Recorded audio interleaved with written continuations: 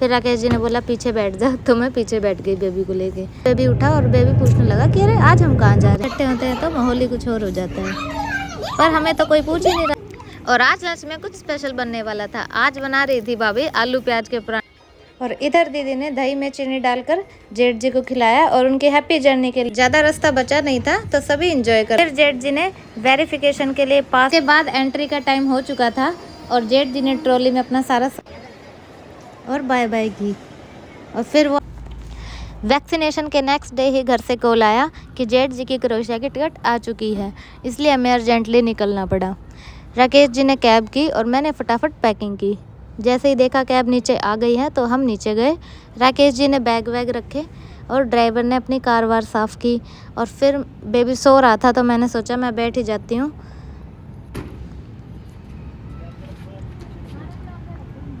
पर मैं सीट देख रही थी कि मैं कहाँ बैठूँ, क्योंकि बैग ज़्यादा हो चुके थे।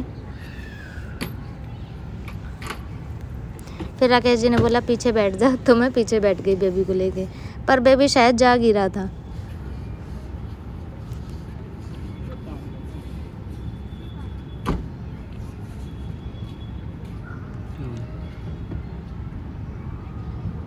फिर मैंने देखा कि सामान वामान सारा रखा है नहीं रखा, पर सारा सामान आ चुका था और हम भी बैठ चुके थे। फिर हम निकल गए घर के लिए। धुंध भी बढ़ती जा रही थी रास्ते में। फिर बेबी उठा और बेबी पूछने लगा कि अरे आज हम कहाँ जा रहे हैं भाई। उसे भी मज़ा आ रहा था और वो अपनी जर्नी एंजॉय कर ही रहा था। घर अभी तक आया नहीं था और रात हो चुकी थी।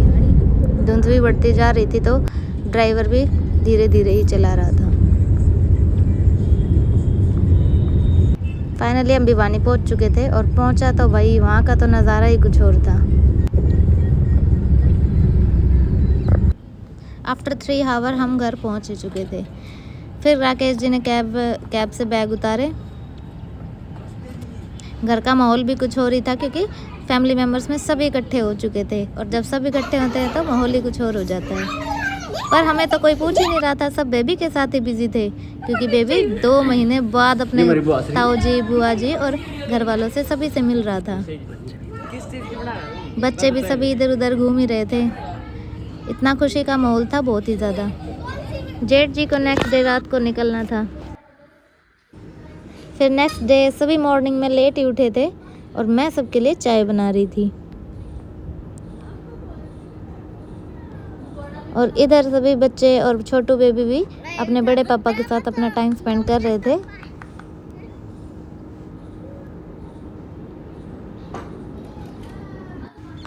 और मैं इधर लग गई थोड़ी सी चुगलियों में, क्योंकि काफ़ी टाइम बाद हो रही थी। भाभी ने बोला चाय ने भी देख ले, कदे निकल जावे।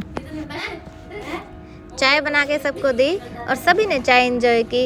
इधर सभी एक दूसरे की टांग खींच रहे थे, कोई किसी को कुछ बोल रहा था, बच्चे भी सभी का मजाक बना रहे थे और यहाँ बहुत ही मज़ा आ रहा था। और फिर लंच का टाइम हो ही चुका था तो लंच की तैयारी की। और आज लंच में कुछ स्पेशल बनने वाला था। आज बना रही थी भाभी आलू प्याज के परांठे, वो भी चूल्हे के। हम तो काफ़ी टाइम बाद ही इतने अच्छे परांठे खा रहे थे। मम्मी भी घर से घी, दूध और लस्सी ये सब चीज़ें ले आई थी, तो और भी परांठों का मज़ा आने वाला था। ऐसे परांठे तो सिर्फ हमारी प्यारी भाभी ही बना सकती हैं। और यहाँ सभी परांठों को खूब एंजॉय कर रहे थे।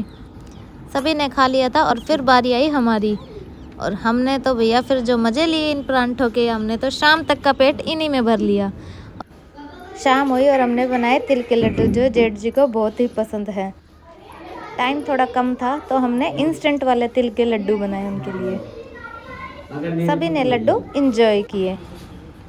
और फिर जेठ जी के निकलने का टाइम हो चुका था और कैब भी आ चुकी थी। भैया ने कैब में बैग वैग रखे, भैया के सभी।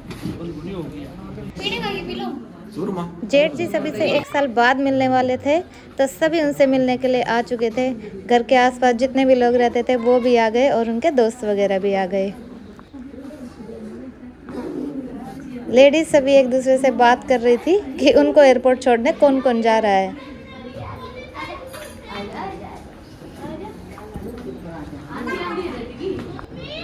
और इधर बाहर सभी खड़े हुए थे जिनको जाना था ऑलरेडी। फिर जेठ जी ने सभी को बाय बोला। जेठ जी का सारा सामान कैब में रख दिया गया था और इधर दीदी ने दही में चीनी डालकर जेठ जी को खिलाया और उनकी हैप्पी जर्नी के लिए उनको खूब सारी विशेष दी। फिर मम्मी लाई लोटे में पानी। सभी फैमिली मेंबर्स भी बाहर आ गए।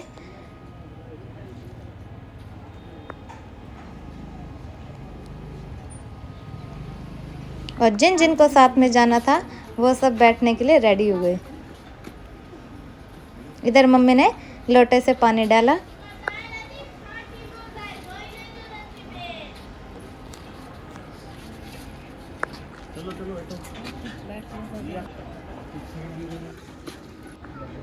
टाइम ज़्यादा हो रहा था तो जेठ जी ने बोला जल्दी जल्दी सभी बैठ जाओ जिनको भी मेरे साथ चलना है।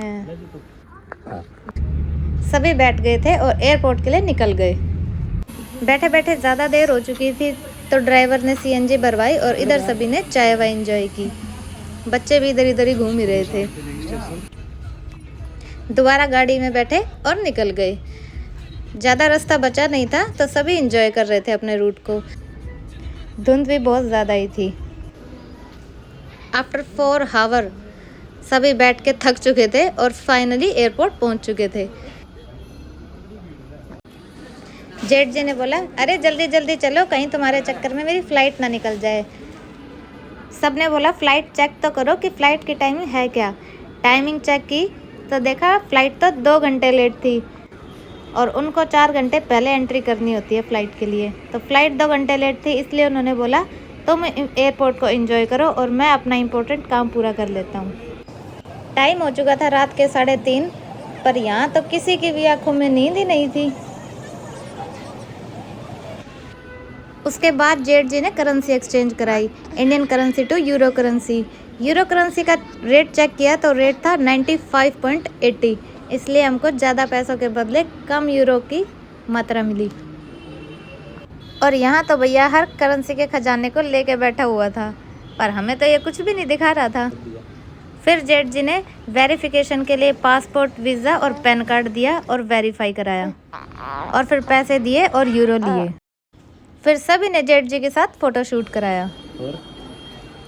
उसके बाद एंट्री का टाइम हो चुका था और जेठ जी ने ट्रॉली में अपना सारा सामान रखा और एंट्री के लिए निकल गए।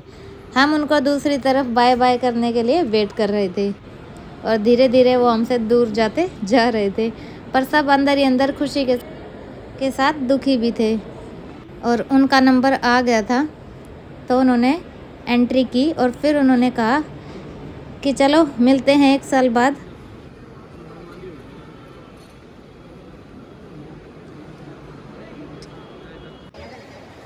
और बाय बाय की और फिर वो अंदर चले गए। इधर देखा तो सबकी आंखें नम थी। हम पार्किंग के लिए निकले, ड्राइवर को कॉल किया, ड्राइवर ने कार निकाली, सब बैठे और घर के लिए निकल गए। ठंड तो बहुत ही ज़्यादा थी।